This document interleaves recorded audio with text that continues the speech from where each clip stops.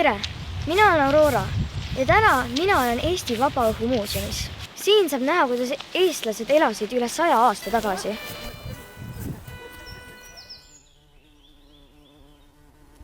Nüüd oleme vana koolimaja juures. Vanasti pidid lapsed minema kooli jala, mõnikord mitu kilomeetrit läbi metsa või lumesaju. Koolimaja oli palkidest maja. Klassiruumis olid pikad pingid, kriiditahvel ja vähe raamatuid. Igal lapsel polnudki isegi enda abitsat. Krihvliga kirjutati väiksele tahvlile. Hiljem kasutati tinti ja sulge. Õpetaja võis olla väga range. Kui lapsed karjusid või ei õppinud, võis ta karistada või isegi vitsa anda. Aga õpetaja oli ka austatud inimene, kes teadis väga palju. Arvelaua abil õpetati matemaatikat. Kantslist loeti ette piiblit. See on harmoonium, mida kasutati laulutunnis. Selline oli tööõpetuse klass. Suvel käidi isegi paljajalu koolis. Riided olid lihtsad ja tavaliselt karedast kangast. Kui koolipäev lõppes, siis tuli kodus aidata vanemaid. Karja hoida, vett tuua ja põllul töötada. Tüdrukud aitasid lõnga kedrata või emal toitu teha. Aga lapsed leidsid ka endale aega mängimiseks.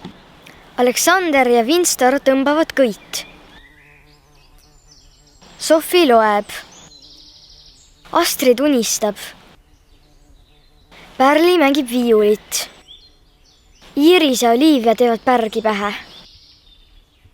Anton kappab kepp hobusega. Luise ja Victoria mängivad nukkudega. Kornelia kiigub kiiklambaga. Saara ja Teresa mängivad kabet. Ursula teeb patsi. Marta ja Paula uurivad gloobusel kaugeid maid. Me tantsime Simmani polkat. Vanasti liikusid inimesed hobustega. See oli nii igapäevane sõit kui ka pidulik sõit. Hobusega sõideti linna, kirikusse või ka külla. Talvel sõideti saaniga läbi lumiseid metsi.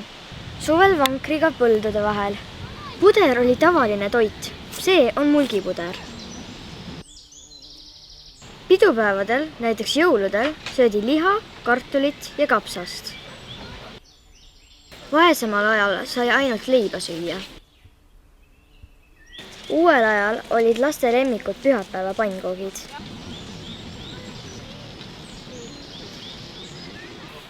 Elu talus ei ole kerge, aga meil on oma leib ja katus pea kohal. Ema ütleb, kui töötad hoolsalt ja hoolid teistest, siis saab hakkama.